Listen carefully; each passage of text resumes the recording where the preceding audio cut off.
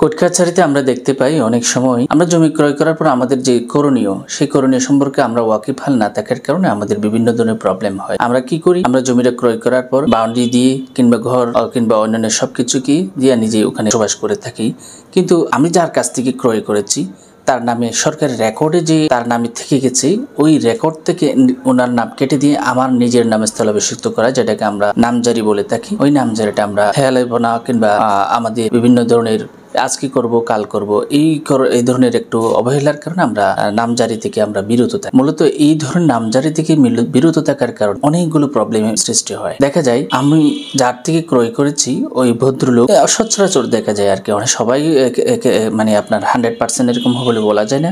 অনেক ব্যক্তি দেখা যায় আপনার ওই জায়গা নিজের নামের সরকারি রেকর্ডে থাকার সেই সুযোগে অপব্যবহার করে উনি আবার সেই একই জায়গা অন্য কারো কাছে বিক্রি করছে। তাহলে এই সুযোগটা দিচ্ছি কি? আমি নিজেই সুযোগটা সৃষ্টি করে দিচ্ছি। আমি আমার জমিটা ক্রয় করার পর নিজের নামে সরকারি রেকর্ড থেকে নামজারি না করে আমার সামান্য খেয়ালিপনার কারণে আমি আবার আমার অনেকগুলো প্রবলেমের সৃষ্টি করছি। এজন্য আমাদের দেখতে হবে আমরা যখনই জমি ক্রয় করব সাথে সাথে নিজের নামে নামজারি করেছি কিনা, এটা আমার 1 নম্বর দায়িত্ব। আমি জমি ক্রয় করার সাথে সাথে আমার জমি সরকারি রেকর্ড থেকে নিজের নামে নামজারি করে নিতে হবে। নিজের নামে নামজারি করে নিলে তাহলে এই জমি অন্য কারো নামে কি হবে না, বিক্রয় করা যাবে না, দ্বিতীয়বার বিক্রি করার সুযোগ থাকবে না।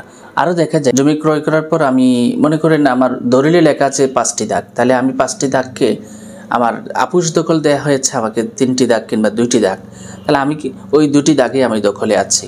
বাট আমি যাকে নামজারি করার জন্য দিলাম উনি আমার 5টি দাগে আমাকে কি করে দিল, নামজারি করে দিল। তাহলে আমি একটু অসচেতনতার কারণে আমি অনেকগুলো প্রবলেম নিজেই অনেকগুলো প্রবলেমের জন্য দায়ী।